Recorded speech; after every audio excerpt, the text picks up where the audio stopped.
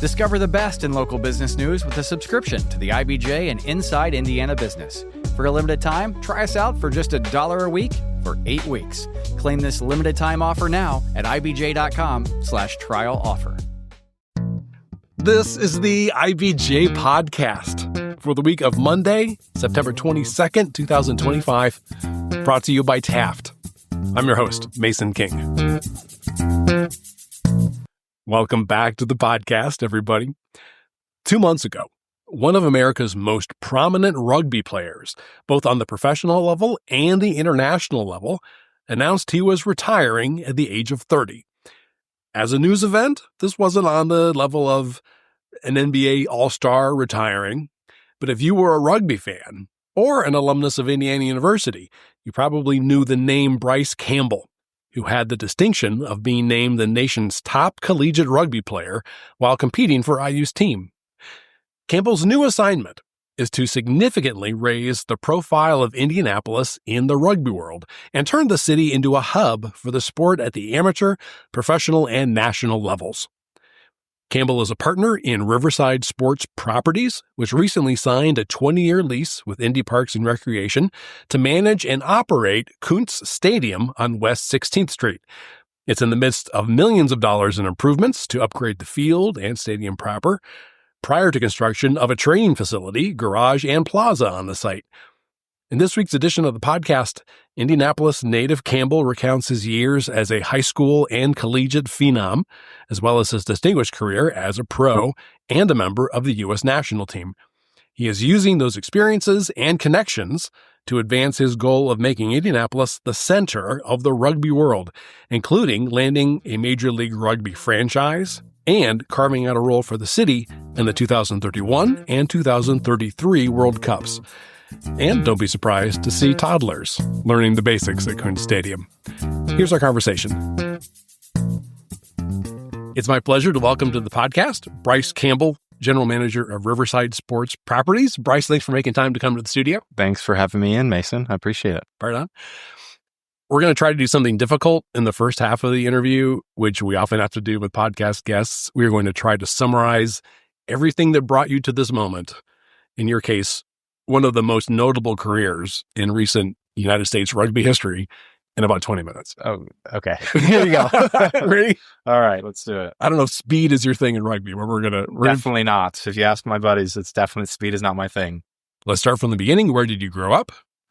I grew up in Indianapolis, Indiana, here in town, kind of the Castleton-ish area, but then moved downtown when I was in high school. So okay. Been, here in Indy. I'm guessing you were like an athletic kid. Yeah, I guess so. Yeah. I was. I mean, I've got an older brother that kicked the crap out of me when I was young, and he was athletic, and my dad was an athlete. So, he played football at IU and at Ball State. And, I was really lucky to play a lot of sports with my brother growing up too. So played it all growing up. Okay. Where'd you go to high school? Went to Cathedral High School, go Irish, and then played, football, there, wrestled 1 year, and obviously I played rugby. But our rugby program was combined with Chittard as well. So it's called the Royal Irish, and it was a combination of Cathedral and Chittard kids. Wow. Okay. Yeah. So how did you get interested, or how did you get introduced to rugby? So when I was in middle school, so I went to St. Pius, in CYO, there's always a weight limit for being able to run the football. So I grew up playing on the O-line in football and, being the linebacker and defense. So I never got to carry the ball. A couple of my buddies told me there's going to be this rugby. I didn't know what rugby was. This rugby program started up at Broadwell Park. You can run the ball, you can tackle, you can do all this stuff. You should come play. I was like, I don't want to go get hurt or something. And then I came, and then they got me out, and they got my brother out too, which was a big deciding factor. And I absolutely fell in love with it just from day one. It was like I found my thing. Not that I didn't like football. I loved football, loved baseball, loved basketball, but. So you're on a plane, you're talking to your seatmate, and you say, well, I'm a professional rugby player. And that person says, Oh yeah, rugby. That's sort of like football, right? Mm-hmm. So how do you describe it to them? I guess in this scenario, I'd say, rugby's kind of like a combination of football and soccer. You've got the collisions, the tackles, the ball carrying of football, but the structure of the game is kind of similar to soccer. The clock is running. There's yellow cards and red cards. A lot of the penalties have the similar names, offsides. But if you ever watch a football game and it's gone to the last second, there's no time left and a team's trying to score and it's like the most exciting minute of the game and they're chucking the ball to each other. Rugby's like that, but for the whole game. Yeah, that's incredible. Yeah. Yeah, it's continuous. I mean, that's really maybe the biggest thing that American might notice. Yeah, when you get tackled, the game doesn't stop. There's always a competition for possession in rugby, whereas football, if you get tackled or you go out of bounds, you don't forfeit possession, you keep possession. So that's a big deciding difference in the games. And there's passing, but all passing is behind you. There are no forward passes. Yep, all passing is lateral or backwards, and then you can kick the ball forward to try to get the ball back that way too. So you went to IU Bloomington, where you were in the Kelley School of Business, but while you were at IU, you were the captain of the IU men's rugby club. And just to be clear, when we say rugby club, this is not an intramural sport. This is a sanctioned Big Ten sport. So it's a club, it's a student organization, but there are conferences that you play in, and it's sanctioned by USA Rugby. So it's not NCAA. The women's game is on the path to becoming an NCAA sport. There's, I think, maybe almost 40 varsity women's teams across the country-ish. There's probably 10 or so varsity men's programs, but the NCAA has classified women's rugby as an emerging sport, but not the men yet. So, interesting. Okay. But you would play other Big Ten schools? Yes, we play other Big Ten schools. We play non-Big Ten schools, but the conference is the Big Ten conference for rugby. Okay. What position did you play? I played center. So in rugby, there's two centers. There's inside center and outside center. And I kind of bounced back and forth between those positions depending on strategy and other personnel that we had on our team, throughout my career. So what is the center usually doing? Center is usually making tough carries, sort of like a fullback in football, and also making hard tackles, kind of like a middle linebacker in football. Wow. So yeah, if comparing it to American football, it's like a combination between a fullback and a middle linebacker sort of thing. Yep.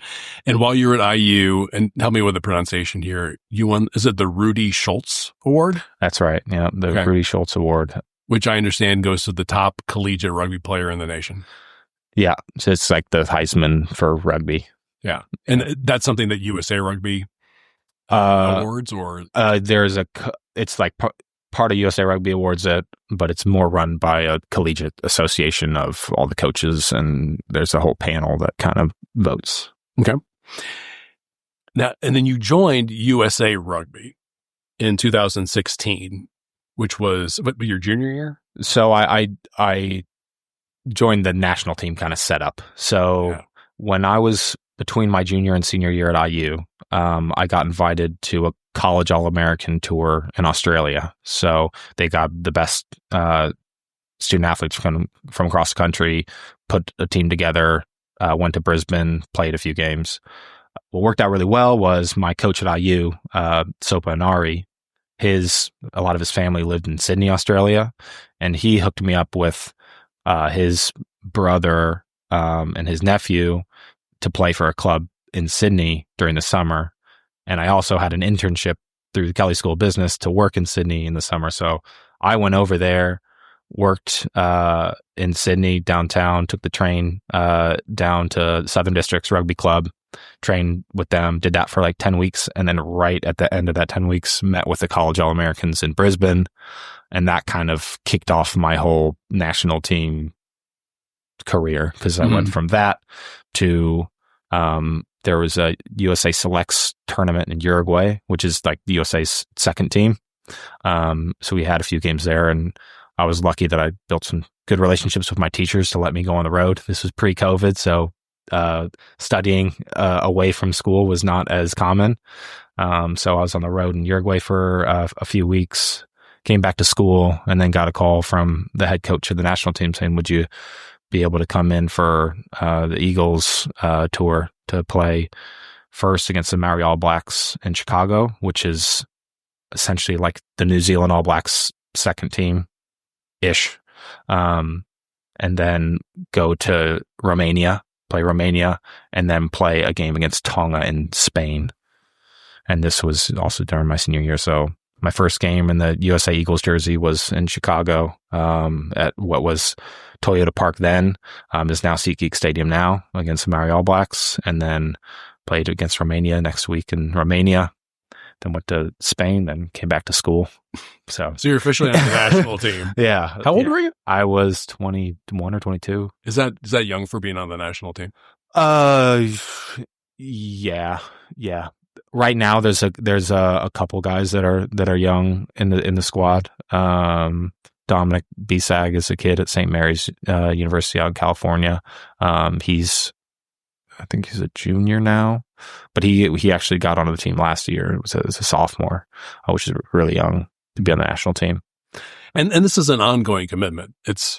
You're working with the team, training with the team. I'd imagine some of the year. Yeah, I was with the team consistently for 8-9 years. Okay. Yeah. So you graduated from IU in May 2017. You have 2 bachelor's degrees from IU Kelley School of Business. Was it marketing and entrepreneurship? Yeah, marketing and entrepreneurship and corporate innovation. Okay. That's an fit. Yeah. Excellent. Yeah. So I guess you've reached a decision point. I'm graduating. What am I going to do? What did you decide? So when I was graduating, I had just, gone through my senior year. I'd been on the road twice with the national team. There was news that a new professional rugby league was going to start in the USA called Major League Rugby. Probably 5 or 6 of my teammates on the national team were already in Denver, Colorado, or Glendale, Colorado, which is this little suburb within Denver. And they were going to be one of the inaugural teams. And they were like, you need to come play with us. And I said, yep, let's do it. So the day after I graduated, moved to Colorado and played in that first season of Major League Rugby. Let's go. Mm-hmm. So I have nothing to compare this to except maybe like minor league baseball. Mm-hmm. I get the impression that, those guys don't make a lot of money. How do you support yourself? So, great question. I was lucky that whenever, because the professional season isn't very long, mm-hmm. but whenever I wasn't with my professional team, I was with the national team, and I didn't have many expenses at the time. I was 22. Yeah. I had roommates. Just kind of lived off of not much. A couple meals were provided for me every day. You just kind of get by then. And yeah, I was lucky because I was one of the guys that was on the professional team, but also on the national team. So I was always with one or the other throughout the year. Yeah. So it's okay to scrape by. Yeah. And it was fun. I was young and it got to see the world. So, mm-hmm. Yeah. And you were just with those guys for about a year. Is that right? Yep. So I was with the Glendale for a year, and then I got an opportunity to go to London to play for London Irish club in England, who, for listeners in England and their sports, there's promotion and relegation. So if you finish at the bottom of your league, you'll move down to like a inferior. Well, I guess inferior is not the right word, but the lower league. So London Irish were at the tail end of their season, probably going to get relegated, and that's when they signed me to come over. So I was like, maybe they'll stay up in the top league. Maybe they'll go down. Probably better for me that they went down. So I got more playing time.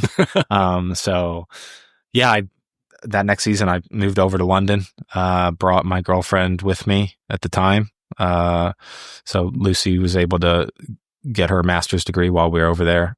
And played for London Irish. We won the championship, the second division that year, and then we got promoted to the Premiership, and I played the Premiership the next year. So yeah, it was really special. And you were going to school as well at the time, is that right? I was studying at Manchester Metropolitan University. Okay. Studying sports business management and policy. Mm-hmm. Were you at that point already kind of thinking about exit strategies? Not really yet. While I was over there, we being me, my stepdad, and other couple guys that are involved in our venture here in Indy, that's when we started having conversations. Oh, what if we tried to get a professional team to Indianapolis? Oh, is that soon? But it wasn't serious. It was just, let's just start talking about it, start talking to people around town. So, I mean, this was 2018. Yeah. 2019. But it occurred to you, I mean, it would be handy to have a management degree. Oh yeah, 100%. Yeah. And that's something over there that they really encourage, for the players on their teams, is to continue your education. Oh, is that right? Yeah. Okay. So I got like a little bit of a grant from the team. So they help you out a little bit? Yeah. Okay. Did you actually go up to Manchester, which is not super I close? only did once. Okay. It was online, but I did once because one of my classmates worked for Man City Football Club, and they arranged some tickets for us to watch Man City versus Man United, which just insane experience. That's a whole other conversation. Yeah. They just had the derby just the other day.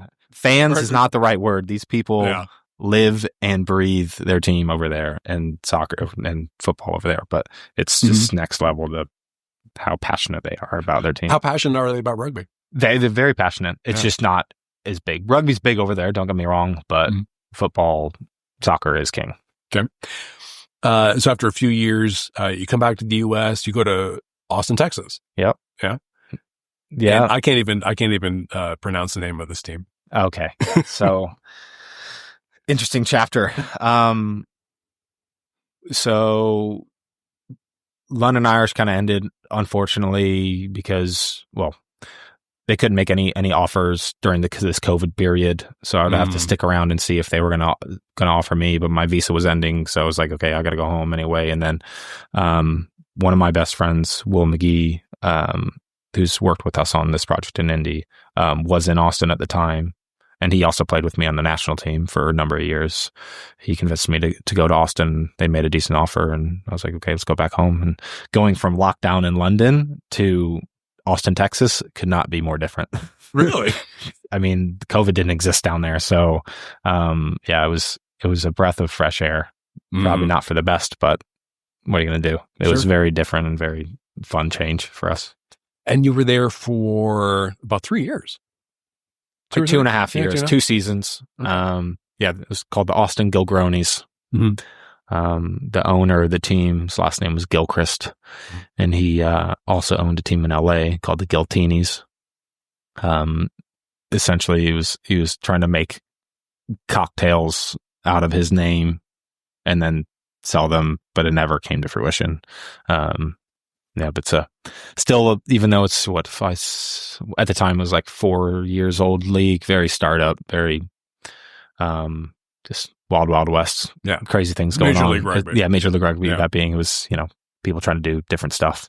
And then you went to Chicago, and then this is my internet research talking. I understand that you were the first player that they recruited for that team. Yep. Chicago Hounds. So yep, I am Hound number 1, which is pretty cool. Do you get a jersey that says number 1? No, but it's cool. They have at the building there in SeaGeek, which, like I said earlier, is where they play, is the first. When I played for the USA for the first time, is the same stadium that I played in Chicago. On their team room, there's a board with everyone that's played for the Hounds and your number associated with it. So it's like Hound number 1, number 2, number 3, all the way through whatever it is, like probably 80 or 90 now.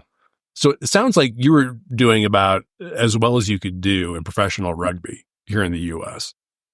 Probably I'd say so. I was lucky to be one of the guys that got selected, all the time for USA Rugby. Under Gary Gold's era, I was always in the team. And I had a couple of good good deals to play for professional teams too, and had some success and having a lot of fun. Yeah. And while you're in Chicago, I think it was August 2023, you picked up, it sounds like kind of a part-time job. Is that a correct way to put it? Yeah. Yeah. So I've got a daughter, Goldie, who's two and a half. I've got a son now who's 12 weeks old. But back August 2023, I got a minor injury towards the end of the previous season, and it was the off season, and I got a scope in my knee to clean it out. And during the off season, I was like, okay, I should probably go do something just in case, you never know how well you're going to come back and all that stuff. And, when you got children to look after, it's got to start thinking about the next step. So yeah, I got a part-time job. When I started, it was kind of full-time because I was back in Indy for the off season. But then when I went back to Chicago, I worked part-time for BAM Companies, multifamily owner and operator. Oh, okay. Yeah. And you were involved in acquisitions, is that? I started off in asset management side and then kind of moved over to acquisition side. Got it. Probably about a year in. Was that the worst injury that you had suffered while playing rugby? It was one that kind of continued throughout my career. I dislocated my kneecap like in college, and in that process, it knocked off a little bit of cartilage. So a few times, like throughout my career, there was junk in my knee that I had to go get taken care of. So yeah, it was just kind of where it was wearing down over time. To be fair, it's actually in pretty good shape now. It hasn't really got that much worse. But there were periods where just had to go get it cleaned out. Got it. Okay. All right. We're going to take a quick break. Okay. And then we will hear about Bryce's new position as general manager of Riverside Sports Properties. Taft, today's modern law firm. With more than 800 attorneys in 8 primary Midwest markets and the District of Columbia, we provide solutions to the business issues facing middle market and emerging companies alike. We do this through a highly collaborative and inclusive team approach. Taft, the modern law firm. To learn more, visit taftlaw.com. Moments of inspiration mixed with time to network? IBJ Media Events has you covered. From industry deep dives to awards celebrating Indiana's top leaders, see what's coming up and reserve your seat at ibj.com/RSVP.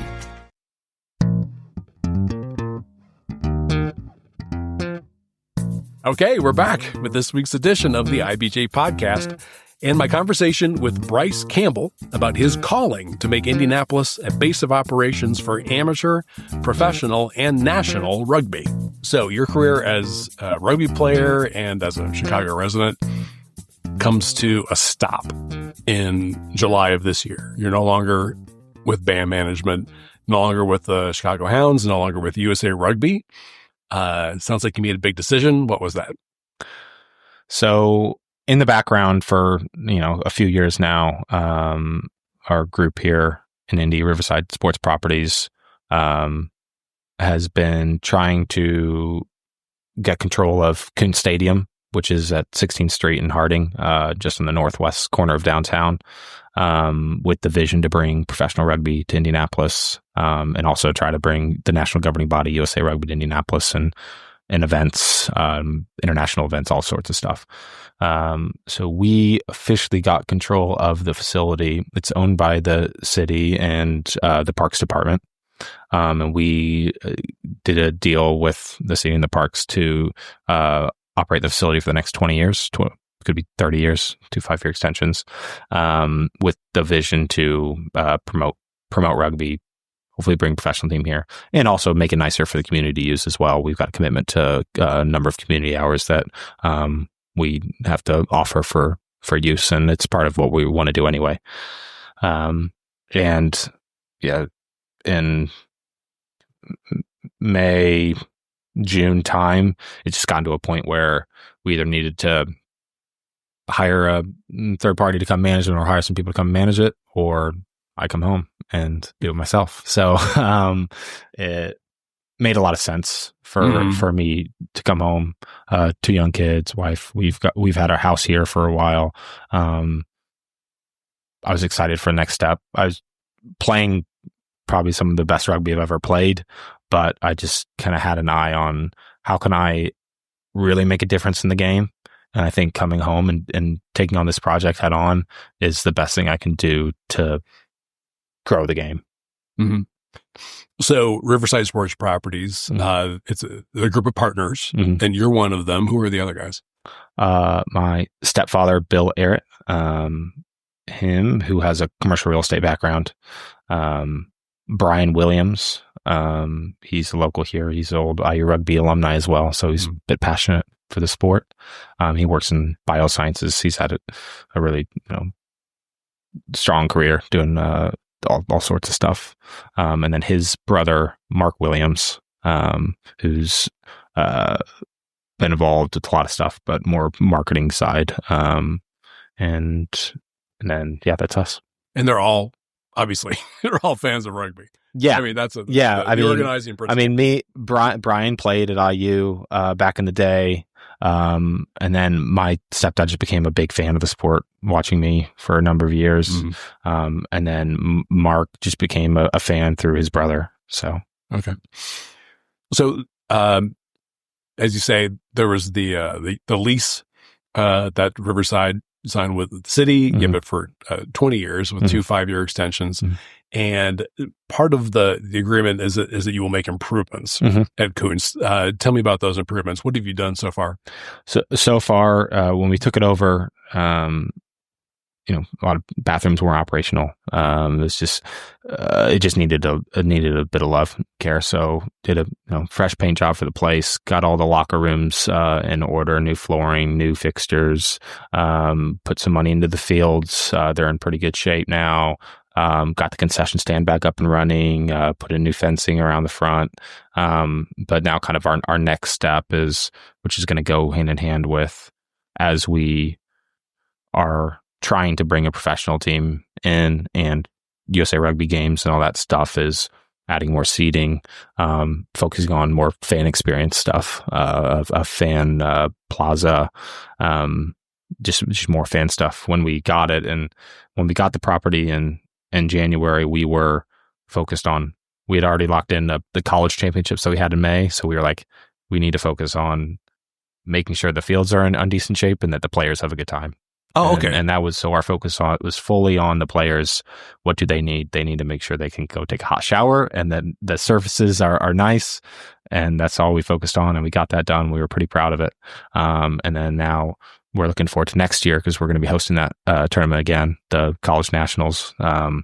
And now focusing more on the players still, but also more on the fan experience, gets more people in the door. And my understanding is that this, there are $45 million in improvements in total planned. What else needs to happen? And you have given yourself a fairly short timeline.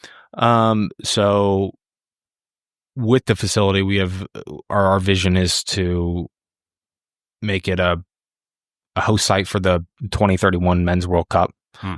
It's not going to be big enough to host men's matches, but it would be a great place to host a nation, a team during their stay, and then during the pool stages of the World Cup. So they come in, they train, and then they go to Chicago or go to Nashville to play their game. Oh, okay. So the games wouldn't be here. The games wouldn't be at our. The games wouldn't be in our stadium. Yeah.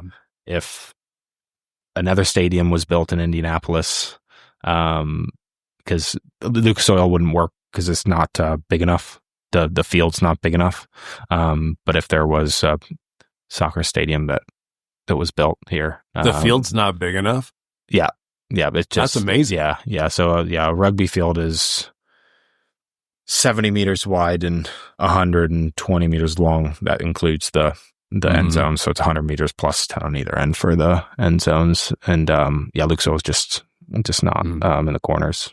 So I mean, given what's available right now and what you anticipate, you would at least be able to serve as a home base. Team, yeah. And we have international friendlies throughout the years, but for the World Cup games, we need at least 30,000 seats for those. Oh, okay. Yeah, because it's currently 5,000, and the plans are to expand it to 8,000 seats. Yeah, so it's currently around 2,000 because the stand on the east side of the stadium field we had to take down, so we'll need to build a new one over there. So yeah, but the plan is to go around 8. So the men's World Cup would be, I think, 2031. Mm-hmm. And then the women's would be 2033. Correct. Is that correct? He would be shooting for both of those. Yes. So yeah, we want to be a part of both of those. We're working closely with the Indiana Sports Corp to see what we can do. Then, like I said, we'd love to be a training facility. And then if the opportunity arises where there's another option for the games to be played, and we'd love to do that and be a host site for games as well. So IBJ had a story just this last weekend about the plans. And I think the verbiage that we were using was hub, which, is a shorthand in business journalism for, focal point or, operation headquarters. But I gather, to be more specific, I mean, you're not just looking at, World Cup, you're looking at, youth programs, you're looking at collegiate programs, as you say, professional team, as well as any potential sort of international team that could come over and take advantage of the facility. Yeah, we want to be a part of growing the sport at all levels. And we also are fully aware and open to having, soccer games there too, and other sports. Obviously our primary focus is rugby, but we want to be, we're a community asset. It's not only going to be rugby played there. Mm-hmm. And then you obviously have connections and with the national team, with USA Rugby and Major League Rugby. I mean, how are you leveraging those connections right now, just here in the last couple of months?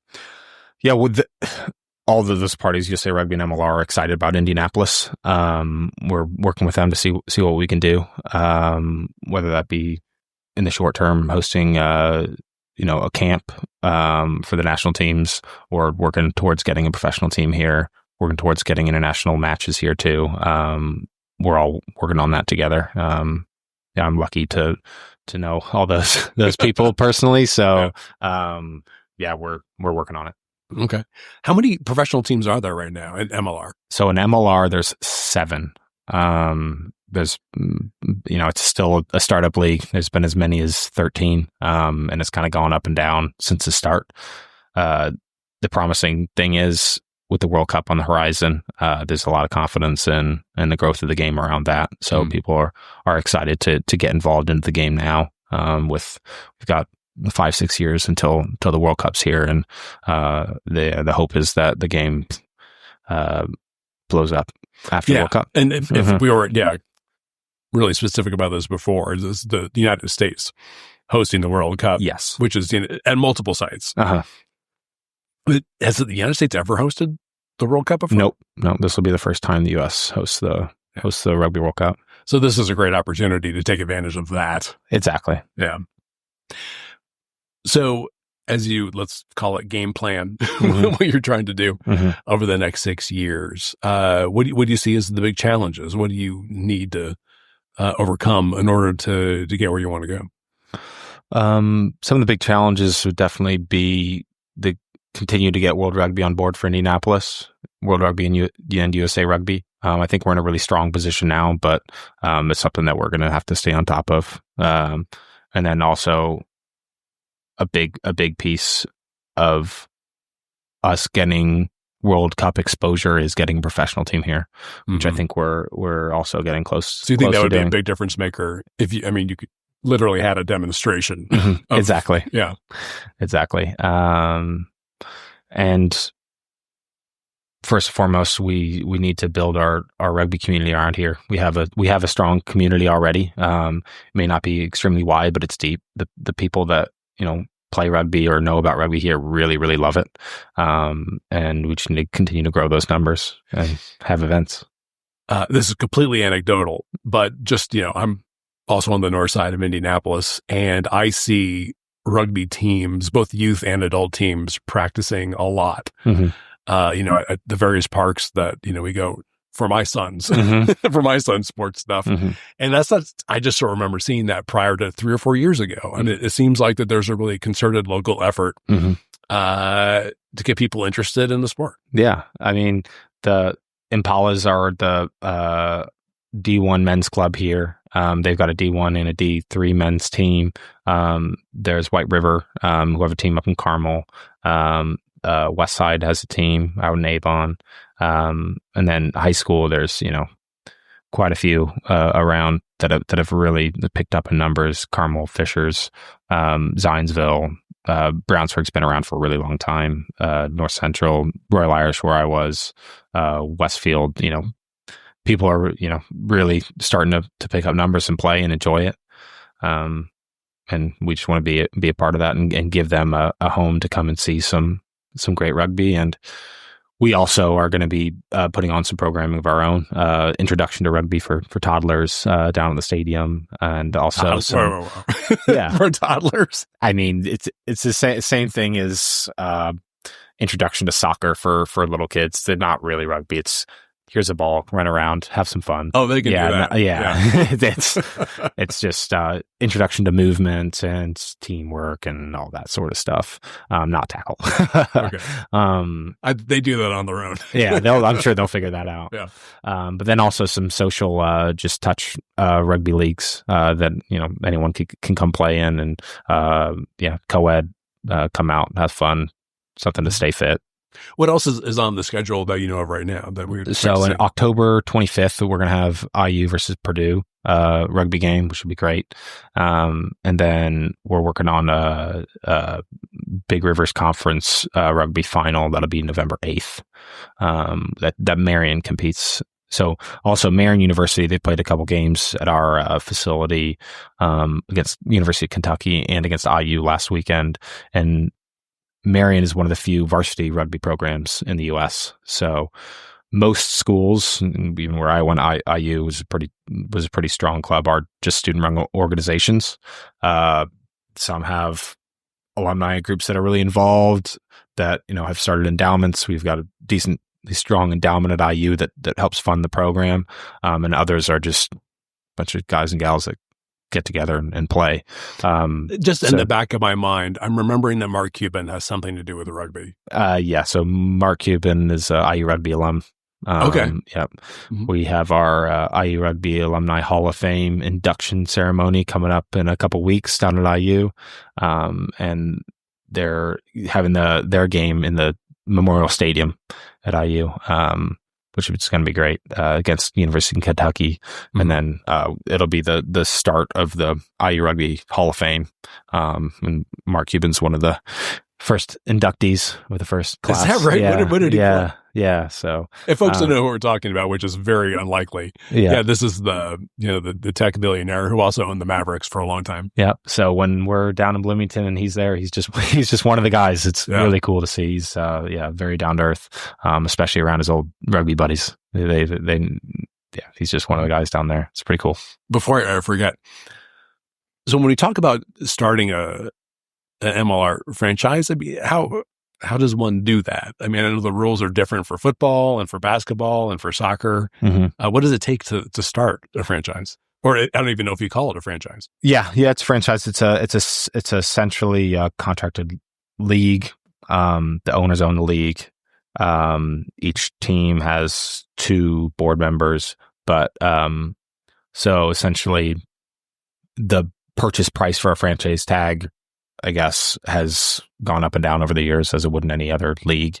So you would need to either buy a new franchise tag, which would be negotiated with the league and all the other owners, but also they would have to accept you.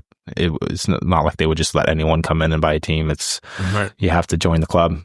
And then, there's obviously the operational budget and cap calls each year to pay for the salaries, the travel, all that stuff.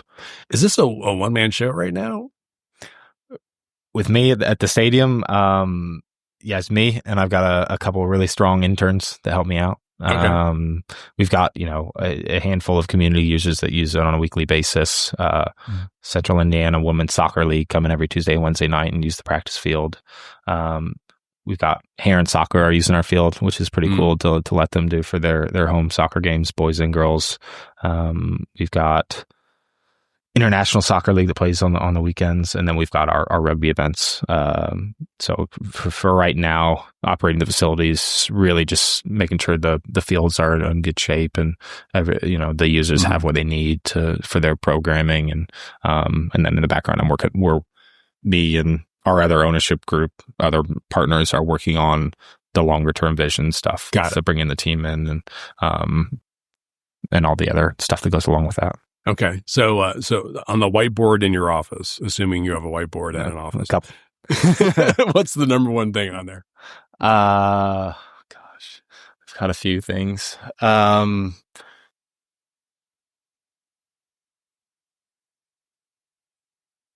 The number one list of things is my next renovations. That we need to do for next year. So hopefully when people come out in the springtime, when we have the college nationals, there's more seating. There's also for people watching the games, the broadcast is better. We've got going to put up a new broadcasting deck that shoots back towards the main stand, and then some other upgrades to the entrance, and it just make the place a little bit easier for the fan experience and more enjoyable for the athletes playing.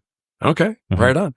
Well, I know we're going to check back in with you on this over the next year or two, and so best of luck, and we'll see what develops. Thank you so much. I'm really excited about it. My thanks again to Bryce Campbell. If you'd like to read more about Riverside's plans to make Indianapolis a rugby hotbed, you can check out Mickey Shuey's story at ibj.com. And before you get on with the rest of your week, there are several stories in the latest issue of IBJ that I want to draw to your attention.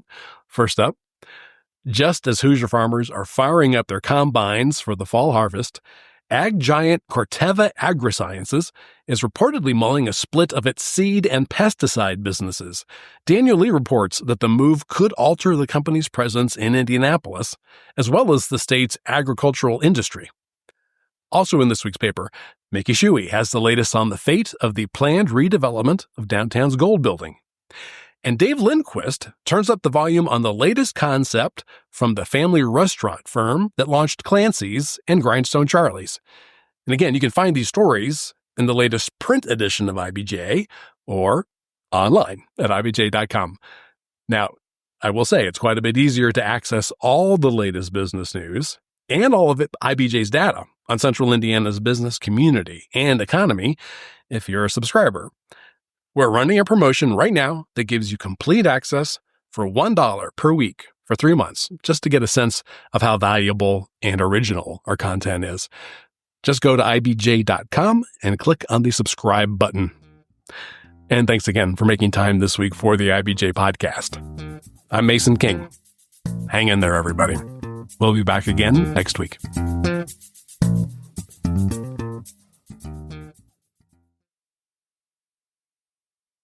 You know, the economy and the market are in a hairy place these days. It's up a lot, it's down a lot, it's sideways, and it seems on the hour there's breaking news coming out of all areas of the country. How do you get your head around that? How do you not go crazy in the process? I'm Peter Dunn. You may know me as Pete the Planner, IBJ columnist, and my job for years has been to help you understand your financial life better in context with everything else going on. So what am I encouraging you to do? Well, listen to the Pete the Planner Show.